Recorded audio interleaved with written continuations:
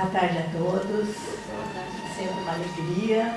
E hoje especialmente porque festejamos, né, que seria o aniversário do Dr. Bezerra de Menezes, né, nascido em 29 de agosto de 1831. O nosso grande médico, né? Era Adolfo Bezerra de Menezes Cavalcante, o seu nome. Nasceu no Ceará, uma cidade pequena, Riacho do Sangue. E numa família abastada, mas depois o seu pai teve uma série de sabores financeiros, ficou com uma série de dívidas e para saldar as suas dívidas ele praticamente zerou, né? Inclusive alguns credores nem queriam receber, mas o seu pai tinha um caráter muito íntegro. E então o nosso Bezerra teve já na infância uma vida fácil e depois grandes dificuldades. Mas mesmo assim estudou brilhantemente lá no Ceará e ele tinha um sonho, um grande projeto que ele quis realizar, que era o de ser médico.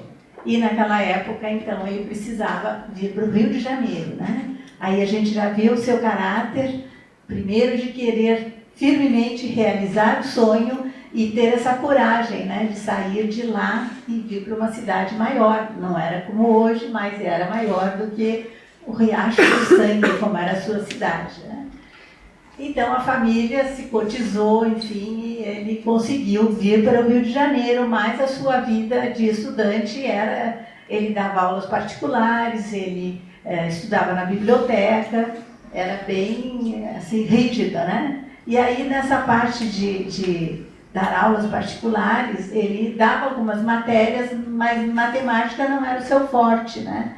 E esse episódio é interessante, porque teve um momento em que ele estava passando muita dificuldade, estava com a pensão, o pagamento da pensão atrasado, e aí surgiu um rapaz que queria falar com ele, que queria aulas de matemática. E ele aceitou, porque ele precisava muito, né? E aí o rapaz disse assim, eu prefiro pagar adiantado, porque assim eu não corro o risco de gastar o dinheiro. Pagou 3 meses das aulas de matemática, que era quase que o que ele devia, né? E o rapaz nunca mais apareceu. Então é um episódio interessante, e é interessante que mais para frente ele também teve uma outra fase de dificuldade, e aí ele já estava sabendo, né? Porque nesse episódio ele ficou sem entender, né? Mas nessa outra fase a espiritualidade disse assim, será que nós vamos ter que mandar outro aluno de matemática? Né? E ele entendeu o que tinha acontecido, né? Enfim, ele foi, seguiu seus estudos, acabou a faculdade brilhantemente, montou um consultório junto com um colega e atendia filas e filas de pessoas. Mas assim, o sistema dele era assim, quem podia pagar, pagava, quem não podia, não pagava, e assim o consultório dele tinha filas de pessoas, né? E além disso ele atendia com o coração, né? E com a sua potência de bondade interior, que às vezes que ele só de olhar para a pessoa, as pessoas melhoravam, né? Então a gente sabe que tem muitos médicos que têm essa empatia, né? Que a gente consegue marcar a hora com o médico, a gente já se sente melhor, né? Imagina com ele, né? Enfim, ele foi seguindo lá a sua vida, mas era difícil o seu apostolado de medicina. Era difícil porque ele não dava o dinheiro, aí já tinha casado, tinha filhos, e ele foi para o exército, ele foi cirurgião do exército. Né, junto com o seu consultório, então a situação já ficou um pouco melhor, né? Então ele foi seguindo, e tanto que essa questão dele atender as pessoas que não podiam pagar sem cobrar, lhe rendeu o título de médico dos pobres, né? No Rio de Janeiro. E ele então seguiu lá, aí ele casou, né? E a sua esposa insistia muito que ele tinha muitos talentos, era uma pessoa que tinha muita consciência social, que ele deveria entrar para a política, né? E é interessante que ele atuou em vários ramos, né? E ele então foi vereador, foi deputado, enfim, pelo Rio de Janeiro, é alguém qualificado, verdade. É interessante, depois, na outra parte, eu mostro uma opção de livros aí, quem tiver interessado, porque é uma vida maravilhosa, né? E ele tinha essa consciência, então, quais eram as propostas dele? Olha que coisa, isso lá, porque em 1831 ele nasceu, quer dizer, isso aí deve ser em 1860, por aí. Ele tinha preocupação com a poluição da Floresta da Tijuca. Que já tinha poluição naquela época, né, gente? Porque tinha uma fábrica de fumo, uma coisa assim. Então, ele já tinha essa preocupação. Tinha preocupação com os professores e os médicos. O salário e condições de trabalho dos professores e dos médicos. Ele já estava pensando em melhorias, né? E realmente essa questão do trabalho, ele lutou já naquela época pelo aviso prévio. Então a gente vê que ele não era advogado, ele era médico, mas uma pessoa que tinha uma grande visão, né? Aí ele ficou viúvo. Quando ele ficou viúvo, ele tinha 2 filhos, né? E ficou, claro, muito triste, e ele morava na Tijuca, né? Ia de bonde para lá, tem muita gente aqui que nem nunca viu na vida, né? E ele, então, nesse passeio, brincadeira, né? Porque depois de trabalhar, tudo ele levava quase 1 hora até a sua casa. Um amigo lhe ofertou o Livro dos Espíritos. Achou que era interessante ele ler, né? Uma pessoa culta, preparada. E é interessante porque ele lia e ele tinha a impressão que não tinha nada de novo para ele. Ele até ali ele não era espírita. Ele teve formação católica, né? Mas ele tinha uma visão alargada, né? Então ele achou que aquilo tudo, ele já conhecia aquilo, né? Então, mas ajudou muito, foi um grande consolo, né? Aí ele casou de novo. É interessante, ele tinha 2 filhos, ele teve mais 13, gente. Eu procurei em mais de um lugar, né? Mas naquela época as famílias eram numerosas, mas digamos não tanto, né? Mas ele teve 15 filhos, né? Teve uma filha que teve problemas mentais, né? Aí ele escreve um livro, né? Também inspirado pela espiritualidade, se chama Loucura sob Novo Prisma, né? E é interessante que esse livro ficou para lá, para cá, ele revisou, não sei o quê, e só foi publicado 20 anos depois da sua morte. Mas é um livro que é bem, bem importante, eu não vou dizer que não li ainda, mas acho que está na minha lista, né? Então, foi uma coisa assim bem interessante, né? Aí o que é mais interessante, então, em função da doença da filha e de uma consulta que ele fez também a uma pessoa que era muito espiritualizada, e ele foi se aproximando do espiritismo, né? E aí é que realmente é o que mais nos interessa. Porque o espiritismo que estava começando, né, gente, no Brasil, era meio dividido. Tinha uns centros que quase só estudavam o Evangelho. Eram os espiritualizados, os evangélicos, era uma coisa assim. E outros, só o Livro dos Espíritos, eram os cientistas. Então, havia uma certa separação.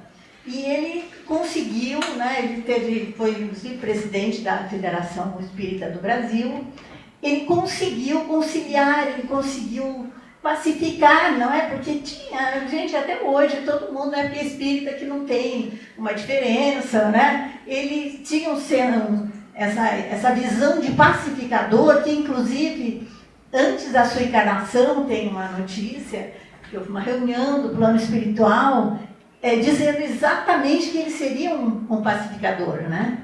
E ele cumpriu perfeitamente, né? E continua a sua vida com esses filhos todos, né, gente? Mas consta que ele, antes de morrer, ele perdeu 9 filhos. Repara a força que ele tinha, né? Porque parece que pouco antes dele morrer, ainda morreram mais 2 filhos, assim, das circunstâncias mais variadas, porque naquela época não tinha, né, antibiótico, não tinha remédios mais potentes, né? Então não foram filhos bebês recém-nascidos, não, perdeu filhos com 20, 25 anos, então foi uma coisa assim, uma vida muito dura, sacrificada, né? E, naturalmente, ele também sofreu muitas críticas, né? Porque a gente tem, assim, eu vejo assim, aulas, às vezes os alunos perguntam, por exemplo, por que o Chico Xavier sofreu tanto problemas de saúde, mesmo até perseguições, muitas críticas, e o Bezerra não foi diferente. Porque a gente tem essa ideia assim, mas é que ele é um missionário, e os missionários também têm os seus percalços, não é? E eu acho que até para mostrar para a gente como enfrentar essas situações por cima, né? Tranquilamente, como ele, como um pacificador que foi, né? Um unificador do movimento espírita, e muito interessante porque quando ele... Aqui tem um outro episódio, né? Que naquela época, né, gente, um anel de formatura era uma coisa... Todos os jovens que podiam tinham um anel e usavam esse anel sempre.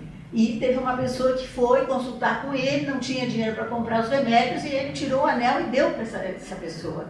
E a gente imaginar isso lá em 1850, por aí, era algo assim, um desprendimento muito grande, né? Então, esse foi o nosso grande Bezerra, né, que está sempre aí nos ajudando, nos consolando, não é? A gente tem vários preces e tratamentos até, não posso dizer, porque eu procurei em vários lugares a questão da água, né? Do Chico é a água da paz, né, gente? Essa está em vários lugares, e ele pediu orientação para a espiritualidade, era então para tomar um gole de água, né, gente? Eu já testei, você toma um gole, não engole, tá? Conta até 10, mais ou menos, fica aqui, aí você engole tranquilamente, ou já se acalmou, a pessoa que estava te perturbando já saiu de perto. É um bom tratamento para a gente continuar, né, gente? Agora, o doutor Bezerra é assim, um copo d'água de noite lá, reza, põe lá na mesinha e de manhã toma água. Não vai fazer mal nenhum, né, gente? A gente experimentar, não custa também. Mas, enfim, esse aí eu não vou dizer que está comprovado, porque em alguns lugares diz que é um tratamento dele, e outro diz que é assim, que é da equipe dele, porque consta que é uma equipe de uns 200 médicos aí em cima, né? Cuidando da gente. E que, inclusive, ele poderia já estar numa outra estratosfera, mas ele pediu para ficar aqui no Brasil, né? Para cuidar da gente, que ainda estamos precisando. Então, vamos nos aproximando aí, depois... Na outra parte a gente acaba conversando mais, né? E o outro é o livro, agora eu lembrei, só esse vou falar. Ele escrevia no jornal, isso antes de se declarar espírita, ele começou já a escrever algumas coisas, e ele então escrevia sob o pseudônimo Irmão Max, que era o seu mentor. Escrevia em jornais importantes, né? E aí ele escreveu o Evangelho do Futuro. E é interessante que era um folhetim. Folhetim, para quem não sabe, os jovens, né?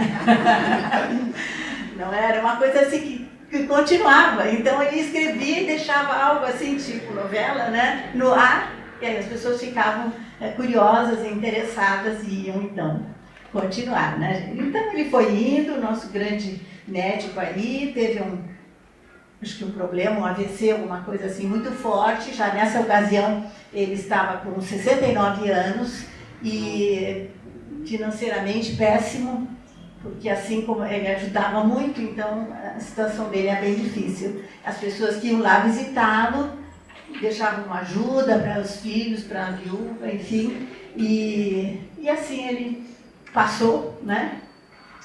Passou, não passou, né, gente? Passou para o outro plano, né?